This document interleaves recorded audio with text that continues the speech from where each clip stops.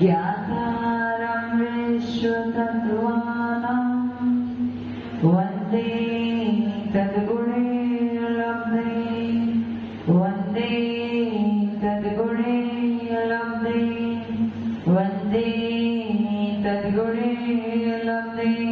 जय बोलो पंच परमेश्वर भगवान की, देवादि देवादिनाथ भगवान की, अंतिम शासनपति महावीर स्वामी भगवान की, परम पूज्य अच्युत गुरुदेव श्री आदि सागर महावीर की दिव्य सागर सन्मति सागर जी महाराज की, परम पूज्य अच्युत गुरुदेव श्री सुंदर सागर जी महाराज की, द्वादशाम जिनवाणी माता की।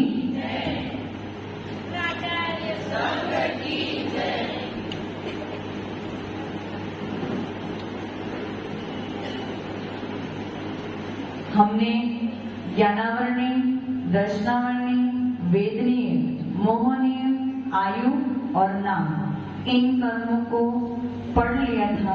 और जैसे कल आशीष ने बताया था कि कर्म सिद्धांत पढ़ तो रहे हो, लेकिन इन कर्म सिद्धांतों को पढ़कर अर्थात कर्मों के बारे में सत्य बातों को जानकर आपके जीवन में बदलाव आना चाहिए। ये केवल एग्जाम देने के लिए आप नोट डाउन नहीं कर रहे, या एग्जाम देने के लिए ही आप केवल सीख नहीं रहे, या फिर केवल सुनने के लिए या ज्ञान की वृद्धि करने के लिए नहीं सीख रहे हो। यहाँ पे आपका अभिप्राय क्या होना चाहिए? कर्म सिद्धांत इसीलिए पढ़ रहे हैं कि जो हमारे रोज जीवन में जो घटित हो रहा है उसके घटित होने में पीछे कारण क्या है, इसका हमें समझ में आए, क्यों हो रहा है ये समझ में आए, और उसे टैकल कैसे कर सकते हैं, उसे कैसे फेस कर सकते हैं, ये हमें समझ में आए। इसीलिए कर्म सिद्धांत पढ़ाया जा रहा है।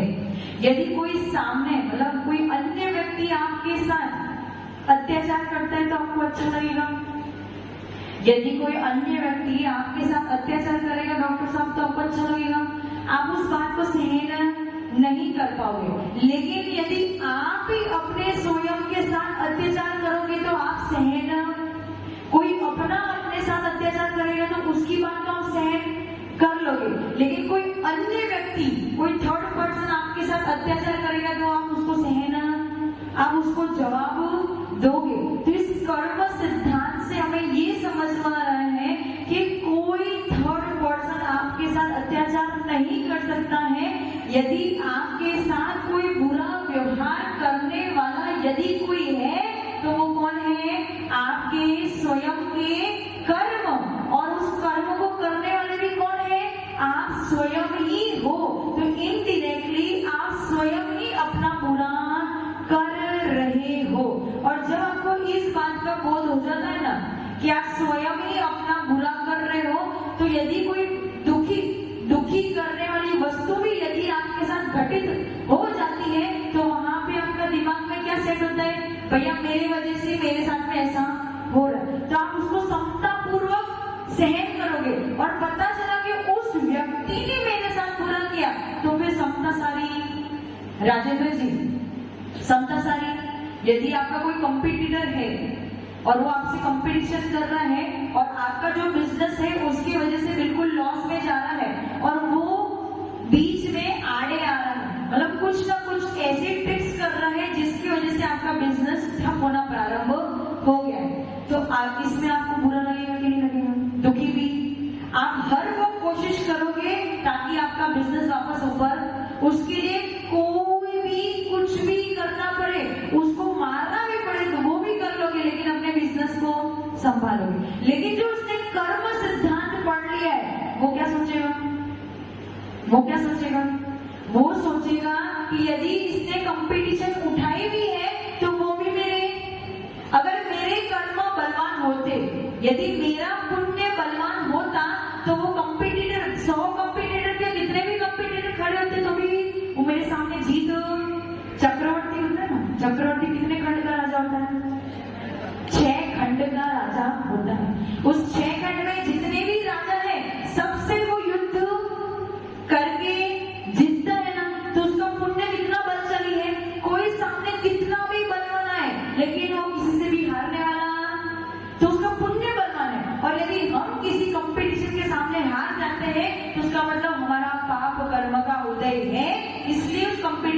सामने हार रहे हैं। राजेंद्र जी समझ में आए? अमित भैया, तो उसमें गलती किसकी है? अत्याचार दुखी किया किसने? हमने स्वयं ने किया। और जब हमसे स्वयं से गलती हुई है तो हम अपने आप को जल्दी से माफ कर देते हैं। जल्दी से माफ करते हैं कि नहीं करते? लेकिन कोई सामने वाला अगर गलती करेगा तो उसको जल्दी से माफ। तो ये कर्म सिद्धांत हमें यही सिखाता है कि आप स्वयं की गलती ढूंढो कि आज मेरे साथ जो हो रहा है वो मेरी कुछ पिछली गलतियों की वजह से हो रहा है। और जब स्वयं पे सारी बात उठ जाएगी या स्वयं पे सारी बात आ जाएगी तो आप जल्दी से उस बात को छोड़ भी दोगे। लेकिन अगर वो कोई अन्य व्यक्ति पे आएगी तो उसे जल्दी से छोड़ नहीं पाओगे। इसलिए कर्म सिद्धांत पढ़ते पढ़ते आप अपने आचरण को, अपने जीवन को बदलने की कोशिश करो। जैसे यदि आपको अपनी प्रिय वस्तु की प्राप्ति हो जाती है तो आप खुश हो जाते हो। जो आपके लिए अनुकूल है ऐसी परिस्थिति या ऐसी वस्तु की प्राप्ति हो जाती है तो आप खुश हो जाओगे। तो वो उसकी प्राप्ति क्यों हुई? साता वेदनी कर्म की वजह से। और जो खुशी हो रही है वो पीछे वो कौन करा रहा है? मोहिनी कर्म करा रहा है। और उसमें ऐसी ही खुशी मुझे प्राप्त होती रहे ऐसा लोभ कौन करा रहा है? मोहिनी कर्म। यानी आपके जीवन में हर वस्तु जो है वो सब कुछ कौन करा रहा है? कर्म करा रहा है। और उस कर्म के वशीभूत होकर जब आप अपनी बुद्धि को भी ऐसा कर देते हो तो आपका जीवन सारा का सारा कर्म पे डिपेंडेंट हो जाता है। समझ में आ गया? तो हमें क्या करना है? ये कर्म सिद्धांत सुनते सुनते पढ़ते पढ़ते अपनी मान्यताओं को बदलना है। कल आपने आपको अच्छे से सिखाया था ना, आयु कर्म के बारे में पढ़ लिया। आयु कर्म के बारे में क्या पढ़ा? कि जिसकी आयु प्रारंभ होगी उसका जन्म तो होगा और जिसकी आयु समाप्त होगी उसका मरण तो होगा। तो एक ही समय में एक जगह पे तो किसी का जन्म हो रहा है और दूसरी जगह पे किसी की जगह पे किसी का मरण हो रहा है। तो एक जगह पे सब लोग खुशी मना रहे हैं, एक जगह पे सब दुखी हो रहे हैं, लेकिन समय एक ही है। तो यहाँ पे दोष किसका है? उस व्यक्ति विशेष का नहीं है, केवल उसके आयु कर्म का है। एक का आयु कर्म प्रारंभ हो रहा है और एक का आयु कर्म समाप्त हो रहा है और वो किसी के भी हाथ में नहीं। और जब हम कहते हैं कि किसी के भी हाथ में नहीं है, इसका अर्थ ये नहीं कि आपको पुरुषार्थ करना ही छोड़ देना है। जैसे किसी को लग गई तो उसका इलाज तो हमें करना पड़ेगा। ऐसा नहीं लग गई भैया उसका आयु कर्म होगा तो जिएगा, नहीं होगा तो बस मर जाएगा। ऐसा नहीं, आपको पुरुषार्थ तो करना पड़ेगा। हो सकता है उसके जीवन में निमित्त बन जाओ। समझ में आ गया?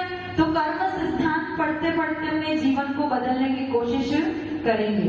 कल नाम कर्म की चर्चा चल रही थी। मैंने नाम कर्म के बारे में क्या बताया? उसका स्वभाव कैसा है? चित्रकार के समान जो विभिन्न विभिन्न प्रकार के चित्र बनाता है उसी प्रकार से नाम कर्म आपके सामने विभिन्न विभिन्न प्रकार के कार्य करता है। और उसके टोटल कितने भेद है? 93 भेद है। अब आप समझ लो 93 प्रकार के कर्म है जो आपके साथ में दिनों रात अलग प्रकार से खेल खेलते हैं। जब उसे पढ़ेंगे तो आपको बहुत मजा आएगा, क्योंकि नाम कर्म के भेद पढ़ते पढ़ते आपके जीवन में रोज वो बातें घटी रहती तो आपको समझ में आएगा, अच्छा ये इसकी वजह से होता है, ये इसकी वजह से होता है। तो जब उसके भेद पढ़ेंगे तब आपको मजा आएगा। अब आगे कौन सा कर्म है? गोत्र कर्म। गोत्र कर्म जो संतान क्रम से आचरण को लाता है उसे गोत्र कर्म कहते हैं। जो संतान क्रम से आपके आचरण को लाता है उसे गोत्र कर्म कहते हैं। संतान क्रम से यानी परंपरा से, जो माता पिता से मिला उनको अपने माता पिता से मिला उनको अपने माता, तो जो संतान क्रम से चला आता रहा है उस आचरण को क्या कहते हैं? वो आचरण किसकी वजह से होता है? गोत्र कर्म के वजह से। जहाँ पे आपको कुल का ज्ञान होता है कि आपका कुल ऊंच है या नीच है, तो किससे होगा? गोत्र। जो उच्च कुल में उत्पन्न हो रहे वो कौन है?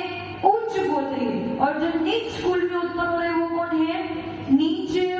गोत्री है, यानी कोई नीच में भी पैदा हो रहा है ना, जो भंगी जमार आदि है वो नीच कुल में उत्पन्न हो रहे, तो उसका पीछे कारण क्या है? भगवान ने पक्षपात किया, भगवान ने पक्षपात किया। राजेंद्र जी आपको तो अच्छा बनाया, हमको बुरा बनाया, ऐसा कुछ है क्या? नहीं, उन्होंने जो पूर्व में नीच गोत्र का बंध किया था, इसलिए आज उनको नीच गोत्र में उत्पन्न होना पड़ा।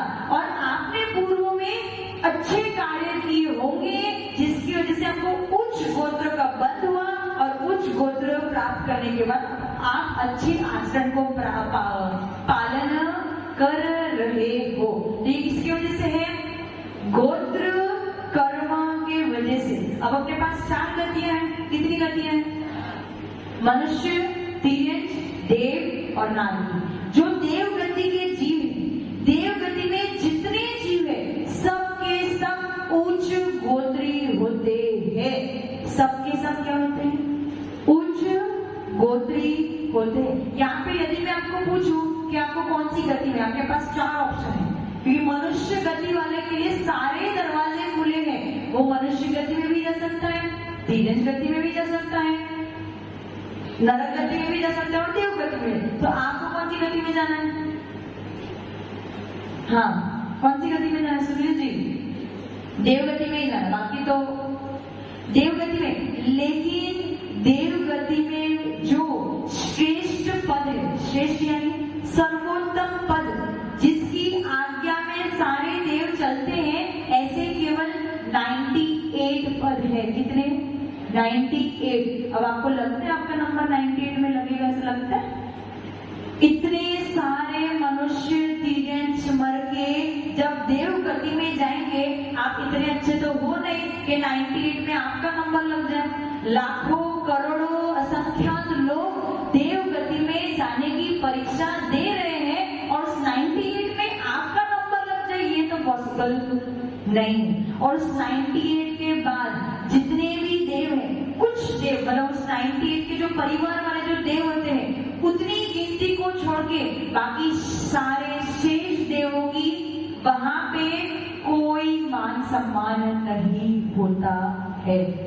वहां पे यदि यहाँ पे राजेंद्र जी आपको कोई जॉब मिले और आपका जो ऑफिसर या बॉस बहुत खड़ूस हो और बहुत ज्यादा आप पे राज्य करता हो या हिटलर पना करता हो, तो आप क्या करोगे? जॉब को हम किसी के अंदर में ऐसे काम, अपमानित होके काम नहीं कर सकते। तो यहाँ पे तो आपके पास ऑप्शन है। लेकिन देव गति में यदि आप चले गए, देव गति में यदि आप चले गए और वो ऊपर वाले देवों में आपको स्थान नहीं मिला, तो वो ऊपर वाले देवों की आज्ञा में आपको नीचे वाले देव बन के पूरे जीवन काल तक रहना पड़ेगा। वहां पे कोई जॉब सिस्टम नहीं है कि जब मन चाह जॉब ले लिया, जब मन चाह जॉब छोड़ दी। वहां ऐसा कोई भी सिस्टम नहीं है। यदि आप ऊपर वाले देवों के दास बन के जन्म लिया है, तो पूरे जीवन पर दास बन के ही बस उनकी रिद्धियों को देख देख के, उनके पद को देख देख के आप ईर्ष्या भाव लाते रहना और पूरे जीवन पर ऐसे ही काटते। उसका मतलब क्या? जहाँ पे हम समझ रहे हैं कि देव गति श्रेष्ठ है, वहां पे भी लोग दुखी ही है। समझ में आ रहा है मैं क्या कहना चाह रही हूँ? तो जो देव गति में जाने वाले जीव है, भले वो उच्च वाले मतलब जो ऊपर के पद वाले देव अथवा नीचे के पद वाले देव, वहां पे भी अभियोग्य जाति के देव। अभियोगी यानी जो एरावत हाथी जिसपे तीर्थंकर बालक को लाते हैं ना, किस पे लाते हैं? एरावत हाथी। वो एरावत हाथी कौन है? तिर्यंच गति का जीव है। तिर्यंच गति का जीव नहीं है, वो भी देव गति का जीव है। देव होने के बावजूद उसको हाथी का भेष धारण करके उस सौधर्मिंद्र की आज्ञा में रहना पड़ता है, और जैसा सौधर्मिंद्र बोलता है उसे उसी प्रकार से काम हो। मतलब बन क्या गए? अमित जी क्या बन गए? देवगति के जीव तो बन गए, लेकिन काम कौन सा करना पड़ रहा है? हाथी वाला, घोड़े वाला, बैल वाला, सिंह, बस यही काम करना। वहां पे भी वो म्यूजिशियन देव होते हैं जो ढोलक आदि बजाते हैं, वो भी रहते हैं। ऐसे भी जैसे यहाँ पे अस्पर्शी लोगों को सभा से बाहर बिठाते ना, उसी प्रकार से वहाँ कुछ देव ऐसे भी होते हैं जिनको सभा से बाहर बिठाया जाता है। सभा में एंट्री, अब बताओ देव गति में जाने की इच्छा तो हो रही, लेकिन ऐसे देव बन गए तो फिर वहां भी इंसल्ट ही सहन करना है। समझ में आ रहा है? तो जिस गति को हम श्रेष्ठ मान रहे हैं वहां पे भी सुख रंच मात्र भी नहीं है। लेकिन जब गोत्र की बात आती है तो देव गति वाले सारे के सारे देव गति वाले सारे के सारे देव उच्च गोत्री होते हैं। क्या होते हैं? उन सबके उच्च गोत्र कर्म का उदय होता है। उसके बाद कौन है? देव के बाद नारकी। देव के बाद कौन है? नारकी। नरक में जितने नारकी है वे सब के सब नीच गोत्री होते हैं। वो कैसे होते हैं? उनके सबके सब नीच गोत्र का उदय होता है। इसके बाद है तिर्यंज गति। कौन है? तिर्यंज गति। तिर्यंज गति के जितने जीव हैं वो सब के सब नीच गोत्री होते हैं। भले वो महावीर स्वामी भगवान का जीव जिन्होंने सिंह की पर्याय प्राप्त की थी तब वो भी नीच गोत्री ही थे। समझ में आ रहा है मैं क्या कह रही हूँ? आप अपने घर पे कुत्ते को पाल लो, बिल्ली को पाल लो, आपका बड़े घर बहुत बड़ा हो और आपने उस पक्षी को या पशु को पाला हो लेकिन वो कभी भी उच्च गोत्री नहीं हो सकता है। आप उसको भले कितना भी शुद्ध भोजन करा लो लेकिन फिर भी वो उच्च गोत्री, जितने भी होते हैं सबके सब नीच गोत्री ही होते हैं क्योंकि उनके पास वो साधु आचरण कभी भी नहीं आ सकता है। अब रहे मनुष्य में दोनों प्रकार के गोत्र पाए जाते हैं। आप सब कौन हो? मनुष्य नहीं, कौन से गोत्र वाले हो? सब उच्च गोत्र वाले हो। और बाकी जो एसटी ओबीसी आती है वो सब कौन है? नीच गोत्र वाले हैं। यानी ये हमारा सौभाग्य है कि मनुष्य में दोनों ऑप्शन थे तो हमें कौन सा ऑप्शन मिला? उच्च गोत्र वाला। समझ में है? तो हम सब कौन है? उच्च। जिसके घर पे साधु आचरण का पालन किया जाता है उसे कहते हैं उच्च गोत्र। और जिसका घर पे उससे विपरीत पालन किया जाता है यानी जिसको आर्य कहते हैं, आर्य यानी जो अच्छे लोग हैं जिसके घर पे साधु आचरण का पालन किया जाता है उसे आर्य कहते हैं। और वो सारे कौन होते हैं? उच्च गोत्री होते हैं। और जो अनार्य होते हैं, जो आर्य नहीं है उन्हें अनार्य कहते हैं, वो सारे के सारे नीच गोत्री होते हैं। अब उच्च गोत्र प्राप्त हो गया है तो उसका एडवांटेज क्या है? नैनांती उच्च गोत्र की, जैन धर्म की प्राप्ति नहीं हुई लेकिन उच्च गोत्र की प्राप्ति हुई तो एडवांटेज क्या है? बताओगे या मैं बता दूं? मैं बताऊं। यदि आप जैन धर्म को देखो, सबसे श्रेष्ठ है जैन धर्म को प्राप्त करना, ये तो फाइनल है, इसमें कोई डाउट नहीं है।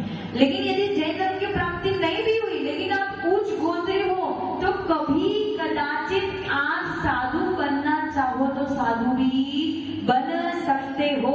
यदि आपकी भावना बन जाए कि हमें साधु को आहार देना है तो साधु को आहार दे भी सकते हो। लेकिन नीच गोत्री वाले आहार नहीं दे सकते हैं। नीच गोत्री वाले मंदिर में नहीं आ सकते हैं। और यदि कोई नीच गोत्री वाले के ऐसे भाव भी हो जाए कि वो साधु आचरण को पालन करे यानी साधु बन जाए तो वो साधु भी नहीं बन सकते हैं।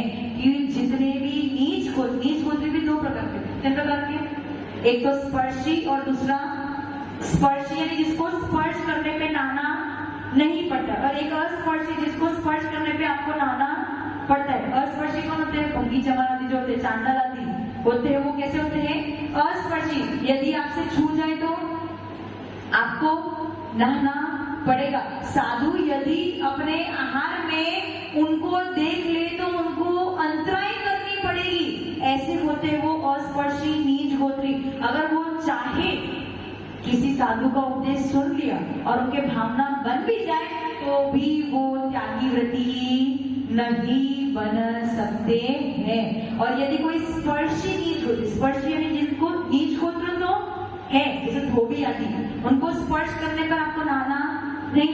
यदि वो चाहे तो शुल्लक तो बन सकते हैं लेकिन साधु मुनिराज नहीं बन सकते। और आपके लिए तो सारे दरवाजे खुले हैं, और सारे दरवाजे खुले होने के बावजूद आपके मन में कभी ये भावना नहीं उठती कि इस जीवन में मुझे उच्च गोत्र का सौभाग्य प्राप्त हुआ है, लेकिन उस उच्च गोत्र का उपयोग मैं इस जीवन में भी नहीं कर रहा हूँ। समझ में आया प्रेरणा आंटी? समझ में आया क्या कहना चाह रही हूँ मैं?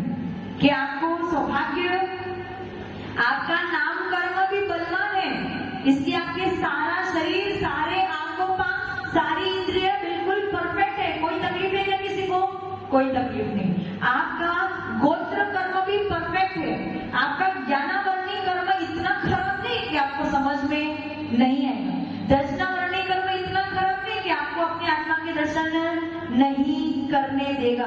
आपको आयु कर्म भी श्रेष्ठ मिला है, वो मनुष्य भाव मिला है जहाँ पे साधु यानी त्यागी व्रती बन सकते हैं, ठीक है। और आपको दुख की ऐसी कोई विशेष पीड़ा भी नहीं है, यानी आपको वो सौभाग्य प्राप्त हुआ है कि आपके सारे कर्म आपके अनुसार है, उसके बाद भी आपकी ये भावना नहीं बनती कि हम कुछ त्याग व्रत संयम नियम को धारण कर ले।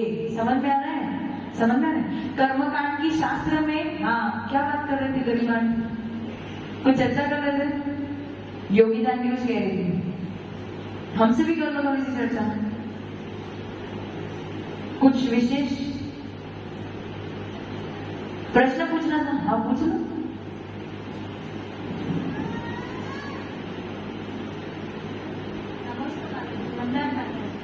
माता जी, किसी ने आयु कर्म का बंद कर लिया, वो देवगति नहीं जाता है, बाद में उसके कुछ कारण शरीर में तकलीफ होती है, क्या वो दूसरा आयु कर्म बांध सकता है जैसे नरगति ने जाना हो वैसा? मतलब वही मनुष्य जिसने पहले देवायु का बंद किया, उसके बाद उसके परिणाम खराब हो गए। कल क्या बताया था? एक बार आयु कर्म का बंद हो गया तो आपकी गति फिक्स हो गई, अब उसे बदल नहीं सकते। बस ये हो सकता है कि अगर आपके परिणाम अच्छे हो जाए तो आप ऊपर वाले देव बनोगे, यदि आपके परिणाम नीचे हो जाए तो आप निचले वाले देव बन जाओगे, बस इतना ही होगा। उससे ज्यादा आप कर्म को बदल, उस आयु कर्म को नहीं बदल सकते, ठीक है।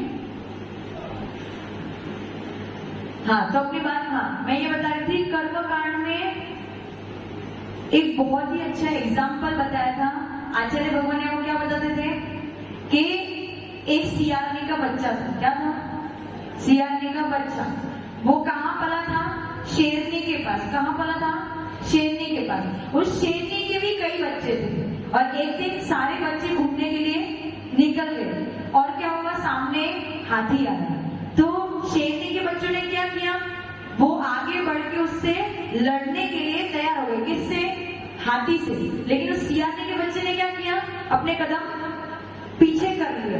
अब जब बड़ा भाई, वो सियारनी का बच्चा वो बड़ा था और शेरनी के बच्चे थोड़े से छोटे थे, तो जब बड़े भाई ने अपने कदम पीछे हटा लिए तो शेरनी के बच्चे ने क्या किया, जब बड़ा भाई नीचे पीछे हट रहा है तो हमें भी पीछे हट जाना चाहिए। अब वो सब लौट के अपनी माता के पास आए, शेरनी के पास। शेरनी से पूछा कि हम सब तो हाथी से लड़ने के लिए आगे बढ़ रहे थे, लेकिन बड़े भाई ने अपने कदम पीछे हटा लिए, इसलिए हमने भी सबने कदम पीछे हट गए। तब उस शेरनी ने सियारनी के बच्चे को क्या समझाया कि जिस कुल में या जिस जाति में तेरा जन्म हुआ है, उस जाति में हाथी को मारा नहीं जाता है। उसका मतलब क्या, सियारनी का बच्चा था, पला पोसा कहाँ पे, शेरनी के पास, लेकिन फिर भी उसमें वो शौर्य उत्पन्न नहीं हुआ जिस शौर्य के बल पे वो हाथी से लड़ सके। उसका मतलब क्या, खून तो अपना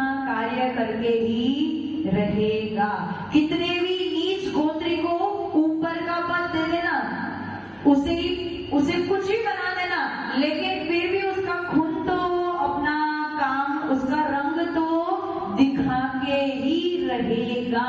इसीलिए ये भेद होते हैं कि कुछ लोग उच्च गोत्री होते हैं, कुछ लोग नीच गोत्री होते हैं। अब तकलीफ कहाँ पे आती है कि हम सब उच्च गोत्री होने के बावजूद नीच गोत्र वाले जब आप कार्य करते हो आपके लिए योग्य, क्योंकि हमारी परंपरा में ऐसे कार्य नहीं होते हैं।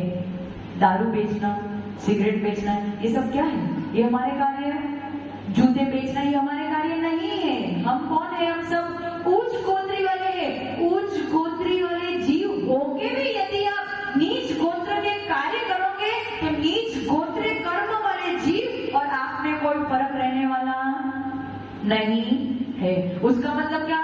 रतन मिले तो सही, लेकिन उन रत्नों को पत्थर के दामों पे बेच दिया। समझ में? और नीच गोत्री वाले जीव कितना भी ऊपर का कार्य करने की कोशिश करे, लेकिन फिर भी वो उस लेवल पे नहीं पहुंच सकते।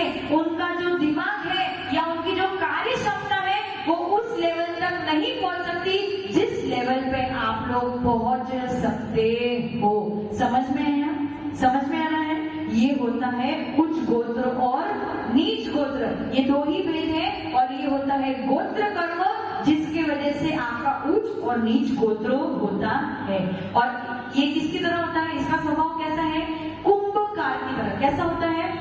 कुंभकार क्या करता है? कुछ मटकियों को बड़ा बनाता है, कुछ मटकियों को छोटा बनाता है। तो बस वैसे ही गोत्र कर्म जो है वो कुछ जीवों को बड़ा बनाता है, यानी उच्च गोत्र वाला बनाता है, उच्च आचरण वाला बनाता है, और कुछ जीवों को नीच गोत्र वाला अथवा नीच आचरण वाला बनाता है। समझ में आया?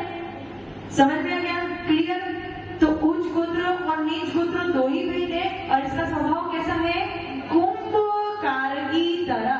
जैसे कुंभकार बड़े और छोटे घड़ों को बनाता है, वैसे ही गोत्र कर्म जीव को बड़ा और छोटा बनाता है। आपका 7वां कर्म यहाँ पे पूरा हो जाता है। अभी तो मूल प्रकृति खत्म हुई है। हाँ, अमित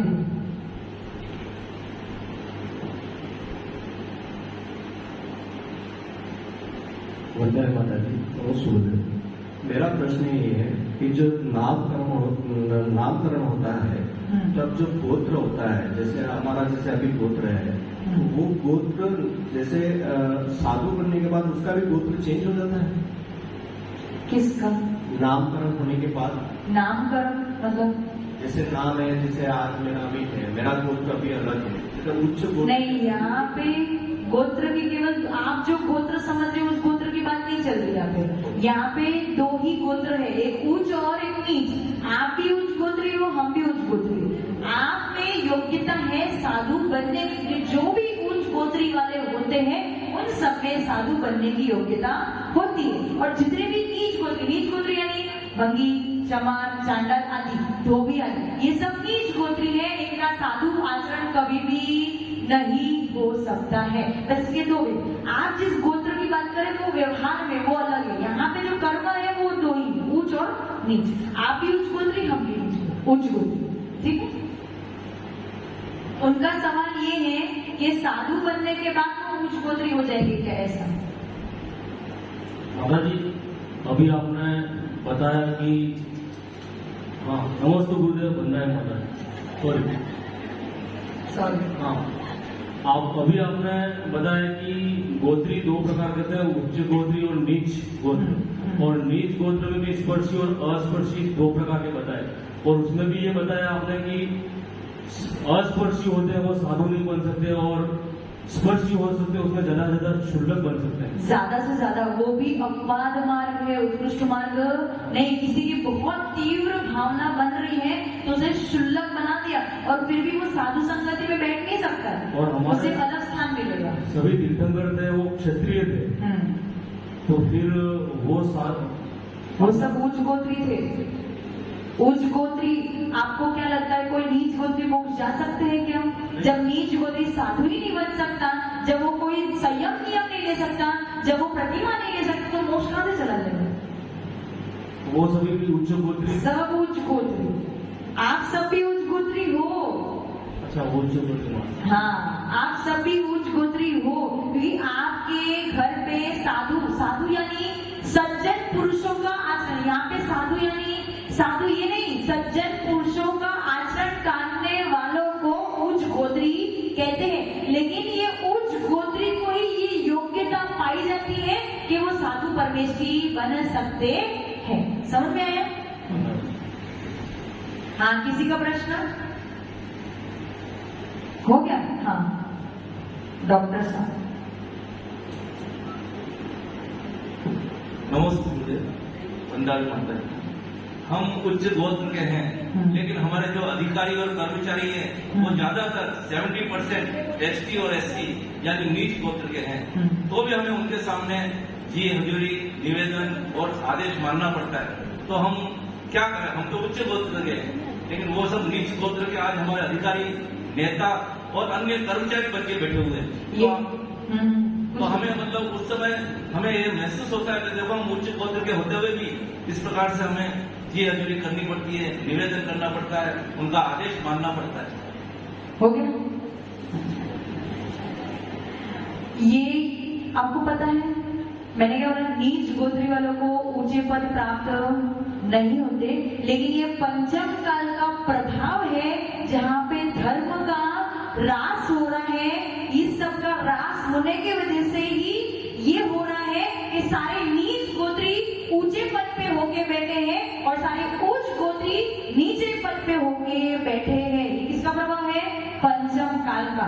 अब डॉक्टर साहब का प्रश्न क्या है कि हमारे जो कर्मचारी आती है, जो हमारे बॉस है, ऑफिसर है, वो सब तो नीच गोत्र वाले और हम उच्च गोत्र वाले हैं, फिर भी उनकी हजूरी हमें करनी पड़ती है। तो मुझे आप ये बताना, हजूरी उनकी क्यों कर रहे हो? लोभ के वशीभूत होके कर रहे हो। कौन सा लोभ? धन का लोभ। और ये धन का लोभ कौन करा रहा है? मोहनीय कर्म। तो बस उस मोहनीय कर्म के वशीभूत होके उनकी हजूरी कर रहे हो, क्योंकि आपको पता है यहाँ पे मुझे अच्छा मिलना है, तो किसी कुत्ते को भी अगर नमस्कार करना पड़े तो कर लो। समझ में रहे? बात तो यही ना। तो कौन से, किसकी वजह से?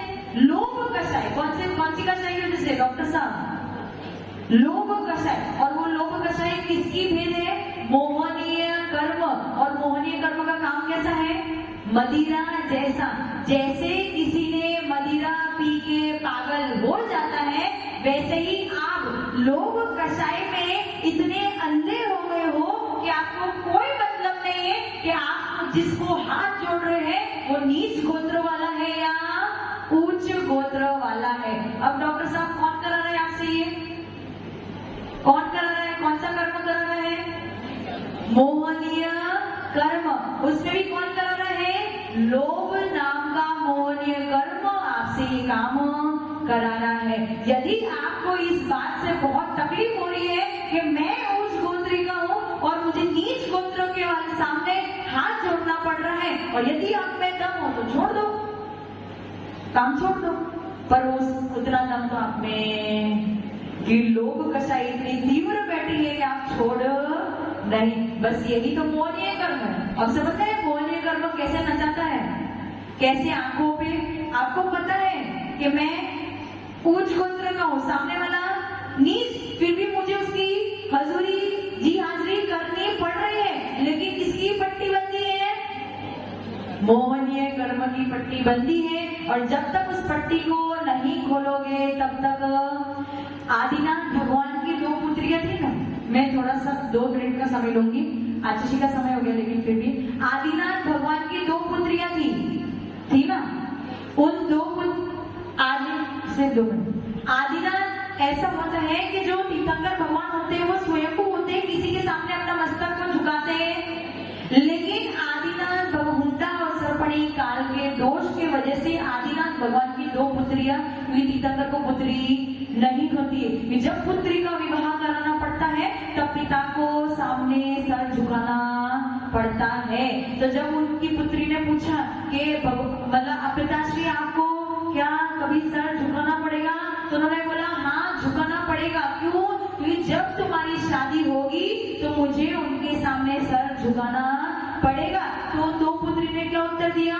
ऐसा हम कभी भी नहीं होने देंगे, हम दीक्षा ले लेंगे लेकिन शादी नहीं करेंगे। और यदि वो मोहिनी कर्म की पट्टी अपने आंखों पे बांध लेती तो वो शादी करती और भगवान को मतलब राखती। आदिनाथ राजा को सामने सर झुकाना पड़ता। लेकिन आप लोग कैसे हो? सर झुकाना पड़े तो झुका लेंगे, क्या हो रहा है, पर पैसे तो मिल जाएंगे। साहब, ऐसा हमारे मन में विचार था ना, बस ये मन में विचार उस मोहनीय कर्म के वजह से आता है। मोहनीय कर्म तो उनका भी था, उन दो पुत्री का भी था, मोहनीय कर्म आपका भी है, लेकिन उन दोनों पुत्री ने उस मोहिनी कर्म को अपने आप पे बलवान होने नहीं दिया, और आप अपने मोहिनी कर्म के सामने हार जाते हो। ठीक है, क्लियर हो गया? चलो, समय पूरा हो गया, हमें गुरुदेव को सुनना है। ओम नमः सिद्धेभ्य। जय सरस्वती माता की, आचार्य गुरुदेव सुंदर सागर जी महाराज की। चलो, सरस्वती माता के चरणों में जाप करेंगे इस भावना के साथ में कि आज गोत्र कर्म के बारे में सुना है और हम सब उच्च गोत्र वाले हैं, तो कभी भी जीवन में ऐसा मौका ना आए कि हमें नीच गोत्र का कार्य करना पड़े। ओम ह्रीम वाग्वादिनी द्वादशांगिनी हंसगामिनी वीणवादिनी शुद्धात्मिका सारे बताए सरस्वतीभ्यो सरस्वतीभ्यो सरस्वतीभ्यो। जय द्वादशांगिनी वाली माता की, आचार्य गुरुदेव सुंदर सागर जी महाराज की, पंचब्रह्मेष्ठी भगवान की, आचार्य गुरुदेव विमल सागर जी महाराज की, आचार्य गुरुदेव सरस्वती सागर जी महाराज की, तीन कमेनों कर मुनि राजों की, वाली माता की। बोले राजस्थान दिव्य तपस्वी आचार्य 108 श्री सुंदर सागर जी गुरुदेव की, गुरुदेव की, गुरुदेव की। कर्म सिद्धांत पढ़ रहे हैं और पढ़ते पढ़ते डर भी लग रहा है और ये मन में भाव भी आ रहे हैं कि अभी तक तो दूसरे को दोषी मानता था, किंतु आज लग रहा है कि जितना दोषी सामने वाला था उससे कहीं ज्यादा दोषी मैं स्वयं हूं। आयु कर्म के बारे में कल पढ़ा था कि आयु कर्म जीवन में 8 बार अवसर मिलता है। वो भी किनको मिलता है? मनुष्य और तिर्यंचों को। उसमें भी कर्म भूमि के मनुष्य तिर्यंचों को 8 अवसर मिलते हैं जिसमें आयु का बंध होता है। और एक बार यदि आयु बंद हो गया छूटने वाला,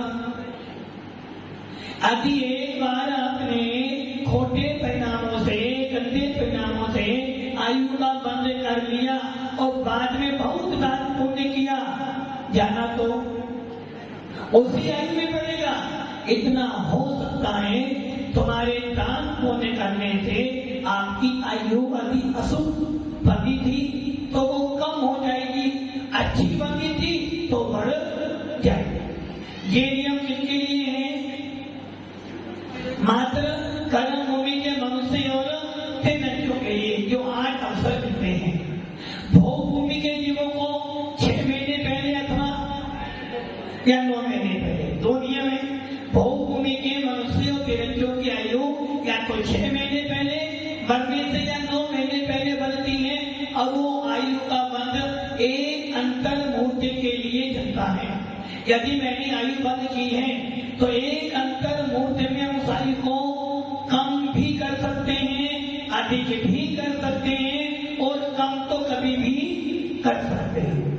अब देवदासियों में 6 महीने पहले आयु का बंद होता है और आयु का बंद एक अंतर मुहूर्त के बाद रुक जाता है। तो देवदासी भी उस एक अंतर मुहूर्त में अपनी आयु में उत्कर्षण अपकर्षण कर सकते हैं, और अपकर्षण तो कभी भी कर सकते हैं। आपको ध्यान हो, जो तीर्थंकर नरकों में रहते हैं, तो तीर्थंकर कहां से आते हैं? तीर्थंकर कहां से आते हैं भैया जी? तीर्थंकर कौन सी गति से आते हैं? मनुष्य से। और अमीर जी कहां से? देव से। डॉक्टर साहब देव से। नरकों से भी आते हैं। राजा सैनिक आने वाली 24 में प्रथम तीर्थंकर कहां से आएगा? नरकों से। तो तीर्थंकर 2 गतियों से आते, नरक से या देव गति से, और नरकों में 6 महीने पहले आयु बंद होता है। यदि कोई तीर्थंकर प्रकृति वाला जैसे राजा सैनिक पड़ा हुआ है और जब उसकी आयु 6 महीने रह जाएगी तो उसका एक कोट बन जाएगा, VVI व्यवस्था।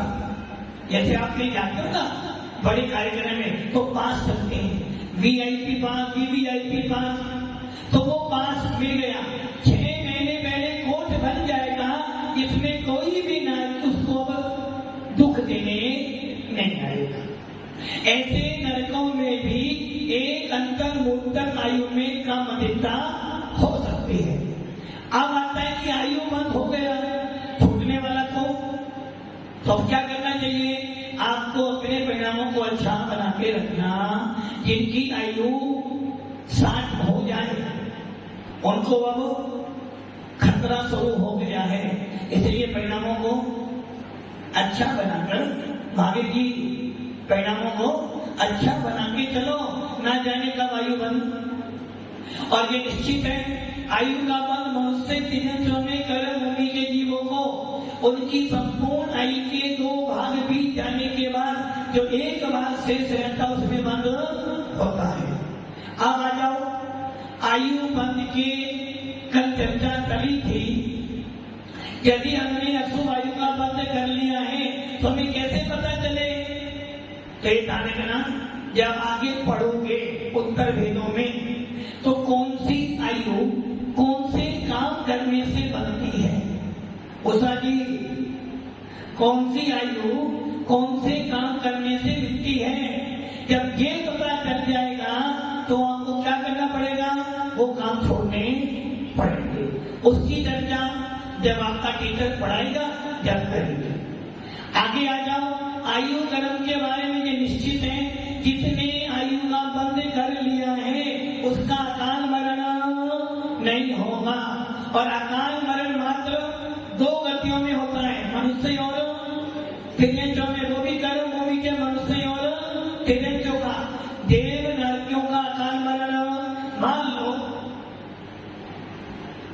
सुनील जी मान लो, होना नहीं मान लो, आपने नरक आयु का बंद कर लिया है और आपको मिली 1 सागर की आयु और आपने सोचा तलवार ले ली, अपना सर काट लिया, मर जाओगे। क्यों? तिल तिल करे देहे खन असुर बिड़ावे दुष्ट बचन। तिल के समान तुम्हारे टुकड़े हो जाने के बाद भी मरण होने वाला पारा। पारा देखा नहीं ना क्या करता पारा? यदि एक बार नीचे गिर जाए तो उठा। ऐसे ही नरकों में तुम्हारे टुकड़े टुकड़े करके डालते तिल के समान पुनः जुड़ जाओगे, मर नहीं सकते। देवों के अंदर अकाल मरण हो नहीं सकता, भूमि में अकाल मरण हो नहीं सकता। अब कौन बचे? आप और हम। कर्म भूमि के मनुष्य जरा सा दुख आया, पापा ने जरा सा कुछ बोला नहीं सीधा, पापा ने जरा सा मोबाइल छीना नहीं और पापा ने एक थप्पड़ मारा नहीं, क्या करा सीधा? पंखा तो है बनना सीधा। तो समझ लेना आप अपना अकाल मरण कर सकते हो। और आयु बंद हो जाने के बाद आपको कोई बचाने वाला नहीं है। मोटी मोटी चर्चा आपने कर ली है। मारणांतिक समूहघात किया जाता है, ये भी आपने, अर्थात जिस व्यक्ति ने आयु बंद कर लिया है आपको वहां जाना चाहता है कि मुझे पैदा क्या हुआ, मैं ऐसा जीव बनने से 1 घंटा पूर्व पहले मारणांतिक समूहघात करता है। परिभाषा क्या बनेगी? मूल शरीर को छोड़े बिना। इसे लिखना नहीं, समझो। मूल शरीर को छोड़े बिना उत्तर शरीर के माध्यम से जो आत्मा के प्रदेश बाहर निकलते हैं उसे कहते हैं समूहघात। 3 शरीर होते हैं, औदारी शरीर, जैसे हम लोग मनुष्य हैं, औदारी शरीर, तेजस शरीर और कर्म शरीर। तो उत्तर मूल शरीर को छोड़े बिना, मूल शरीर कौन सा हो हमारा? औदारी। उत्तर शरीर तेजस और कर्म इसके माध्यम से उस आत्मा के प्रदेश बाहर जाते हैं, उस भूमि को छूकर आते हैं, इसका वेदन मूल शरीर में भी होता है। मान लो आदि किसी छिपकली की पूंछ कट जाए तो छिपकली तड़पती है, और यदि उसे उसी समय जोड़ दो तो जुड़ भी जाती है। वैसे ही यदि आपकी उंगली कटी, विनोद जी, यदि आपकी उंगली कटी वेदन कहां पर होगा? उंगली में होगा, और कहीं नहीं होगा। वैसे ही मारणांतिक समुद्घाट में जो आत्मा के प्रदेश बाहर गए थे उसका वेदन मूल शरीर में भी, तो उनका संबंध आपस में एक दूसरे प्रदेशों से है। आत्मा खंड खंड नहीं, अखंड पिंड है। ये बात क्लियर हो गई। अब आ जाओ नामकरण। नामकरण कैसा है? चित्रकारी के समान। चित्रकार क्या करता है? नए नए चित्र बनाता है और रख देता है, और उस चित्र को देखकर आप मोहित हो जाते हो। यदि आपके कमरे में डॉक्टर जी, यदि आपके कमरे में अच्छा हीरो का फोटो लगाओ और आप बार बार उसे देखो तो क्या करोगे? थोड़े सी स्टाइल को कैसे? हाँ, बड़े डॉक्टर जी, विमल जी, विजय जी, वकालत करते हो, वकील हो। वकील क्या करता है? कोर्ट में जाएगा तो काला कोट पहनेगा, घर में आएगा तो व्हाइट पहनेगा। तो चित्रकारी क्या करता है? चित्रकार भी चित्र बना के रख देता है, जिसके कारण आपके अलग अलग चित्र बनते हैं। वैसे ही नामकरण क्या करता है? गति, जाति, शरीर संबंधी सारी रचना कौन करता है? चित्रकार। नामकरण का काम है। आपको अच्छा दुख क्यों मिला? नामकरण। महाराज जी, हमारा सुख बहुत खराब है, आवाज तो ऐसी है, मीठा बोलता हूँ फिर भी कड़वा लगता है। किसने दिया? नामकरण। महाराज जी देखो, सबके लिए सब कुछ करता हूँ, राजू जी बड़ी मेहनत करता हूँ, किंतु फिर भी कोई मेरे से प्रीति नहीं करता। ये किसने करा? नामकरण। जब इस नामकरण के 93 भेद पढ़ोगे ना, जब आपको लगेगा वास्तव में गलती तो मम्मी की थी, है ना? अब मान लो आपका जन्म जैनकुल में क्यों हुआ? हाँ बेटा, आपका जन्म जैनकुल में क्यों हुआ?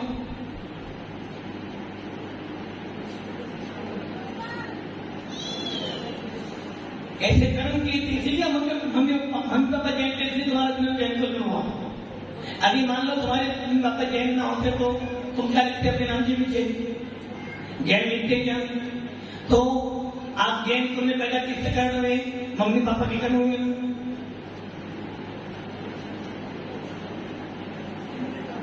स्वयं के कर्म से।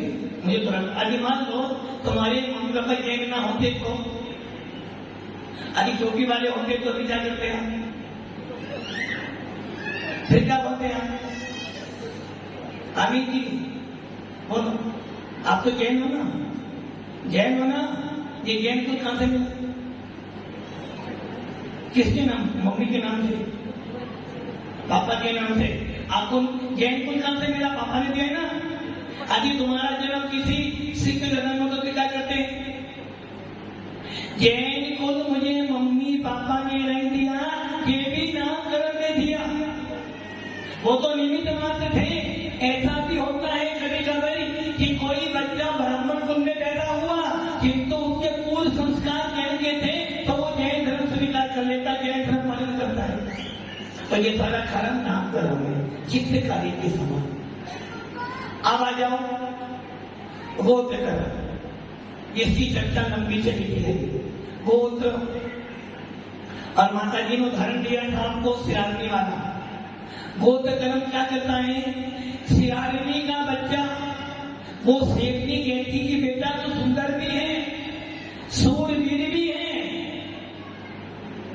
उषा जी सुंदर भी है, सूरवीर भी है, किंतु जिस कुल में हाथी मारे जाते हैं वो कुल का तू नहीं है, इसलिए तू यहां से चला। वैसे ही यदि कोई व्यक्ति ऊंच कुल में आप भी जाए नीच कुल वाला, फिर भी वो जैसे उदाहरण घर में कुत्ता पालते हो, अधिकतर जैन लोग कुत्ता पालते हैं। और एक ध्यान रखने ना, जिस घर में कुत्ता पाला जाता है उस घर में मुनि हार करने नहीं जाते हैं। क्यों? कुत्ता कौन है? महाराज जी प्योर शाकाहारी, प्योर शाकाहारी है ना। कुत्ते को कितना ही घी पिलाना, कहावत है ना, सांप को कितना ही दूध पिलाना किंतु वो झेर छोड़ना, झेर तो उगलेगा। वैसे ही कुत्ते को कितनी ही हलवा खिला देना, जैसी विष्ठा देखेगा तुरंत उस पर। और लोग क्या करते हैं, कुत्ते को सवेरे सवेरे घुमाने ले जाते हो ना, और मम्मी कहते बेटा मंदिर तक, मेरे पे समय नहीं। कुत्ते को गाड़ी में घुमाते हैं और मम्मी पापा पैदल चलते हैं। इसका मतलब क्या हुआ कि आपको नीच कुलों से तो फिरे में, ऊंच कुलों से फिरे।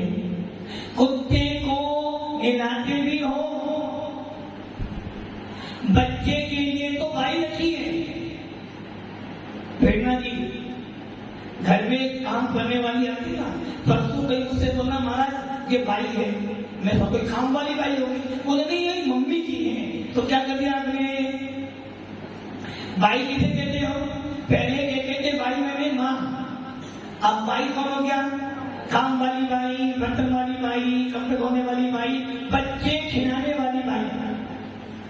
अब आप सोच लो कि उस कुत्ते को हिलाने के लिए तो आप स्वयं जाओगे और बच्चों को बाई संभालेगी। यहाँ तक कि और बड़ी बात, यदि कुत्ता 1 नंबर 2 नंबर भी कर दे तो सफाई कौन करेगा? भाई आप स्वयं कर, और बच्चा कर दे तो भाई काम में आएगी। आप सोच लो कि हमने अपने आप को कितना बदल लिया। ऊंच गोत्र कर्म क्या करता है? कुंभकार की करा कुमार, कुमार क्या करता है? बर्तन बनाता है। बर्तन तो बना दिए, बर्तन तो बना दिए उसने, और बर्तन बना के वास्तु मांगी, घड़े तो बनाए। एक घड़ा लेकर आ गए हमारे दिनेश जी, और एक घड़ा लेकर आ गए हमारे महेंद्र जी, और एक घड़ा लेकर आ गया एक मुसलमान। तीनों में घी भरा है। अब उषा जी आप कौन सा घी लोगे? दिनेश जी वाला लोगे, वास्तु जी पान वाला लोगे, या टोपी वाला लोगे? बताओ। हाँ उषा जी, चलो बदल देते हैं। एक घी का कड़ा दिनेश जी के पास में है, एक घी का कड़ा चेयरमैन जी के पास में है, और एक कड़ा टोपी वाले के पास है। कहाँ जाओगे बताओ? सबसे पहले कहाँ जाएंगे? वो कुछ बोल रहे हूँ, कहाँ जाओगे? दिनेश जी के पास, और उसके बाद दूसरा ऑप्शन चेयरमैन, और तीसरा ऑप्शन तो क्यों भाई? घड़ा किसने बनाया? कुंभकाल में घड़ा खड़ा ही था ना, किंतु एक घड़ा पहुंचे गया टोपी वाले के पास, एक घड़ा पहुंच गया है दिनेश जी के पास। दोनों में खड़े खड़े दोनों एक ही है ना? दोनों एक ही है क्या? खड़े दोनों एक ही है क्या? नहीं। जो घड़ा कुंभकाल के पास में था तब तक तो एक ही था, किंतु जैसे ही वो टोपी वाले के पास पहुंचा वो नीच बन गया, और जो दिनेश जी के पास पहुंचा वो ऊंच बन गया। एक घड़े में पानी भरा हुआ है और आपको बड़ी तेज प्यास लगी है प्रेरणा जी, पानी पीने बिना मर जाओगे, और जैसे ही पानी के पास पहुंचे मालूम पड़ा के घड़ा तो सफाई करने वाले का पानी पियोगे, और मालूम पड़े कोई घड़ा हमारे पवन जी का है तो एक नहीं दो जग पानी पियोगे। तो कुंभकाल ने घड़ा बनाया था, वो घड़ा जिस जिस घर में गया ऊंच नीच वैसे ही गोत्र कर्म का काम है। जहां पैदा हो जाओगे वहीं तुम्हारा गोत्र स्वरूप। इसलिए गोत्र कर्म क्या करता है? नीच ऊंच कुल देता है। और ये ध्यान रखना, गोत्र का नाम है सज्जन पुरुष। जिस कुल में सज्जनता पाई जाती है, जिस कुल में साधु संतों के प्रति श्रद्धा व्यक्त की जाती है, जिस कुल में साधु संत बने जाते हैं, जिस कुल में उच्च आचरण पालन किया जाता उसे उच्च कुल कहते हैं, और जिस कुल में ये नहीं होता उसे नीच कुल। अब आप कौन से कुल के हो? कौन से कुल के? धोबी वाला काम भी करते हो, टेलर वाला काम भी करते हो, नाई वाला काम भी करते हो, जूते वाला काम भी करते हो, और हलवाई वाला भी काम करते हो, धोने वाला भी काम, सारे काम करते हो, फिर भी आप कहते हो जाति से तो कर्म से भले नहीं जाओ किंतु कुल तो। और भाई क्षत्रिय कुल की बात, क्षत्रिय कुल नहीं है, वो वन है, वन। 4 वन होते हैं, क्षत्रिय वन, ब्राह्मण वन, शूद्र और वैश्य। क्षत्रिय कुल मतलब राजाओं का कुल, सूरवीर, और सूरवीर मतलब उचित कुल, राजपुताना। इसलिए सारे तीर्थंकर क्षत्रिय के ऊंच कुल थे। इसलिए गोत्र कर्म कहना है ऊंच नीच। किसने बनाया? भगवान ने बनाया, हमने बनाया, हमारे ही कर्म ने बनाया। एक कर्म आपका रह गया जो सबसे खतरनाक है, उसकी चर्चा कल करेंगे। इनको जानकर अपनी मान्यताएं बदलो, और ये रचना ऊंच कुल मिला है तो कुछ ऐसा काम करें कि लोग कहें कि हाँ घर का नाम रोशन किया। ओम नमः शिवाय।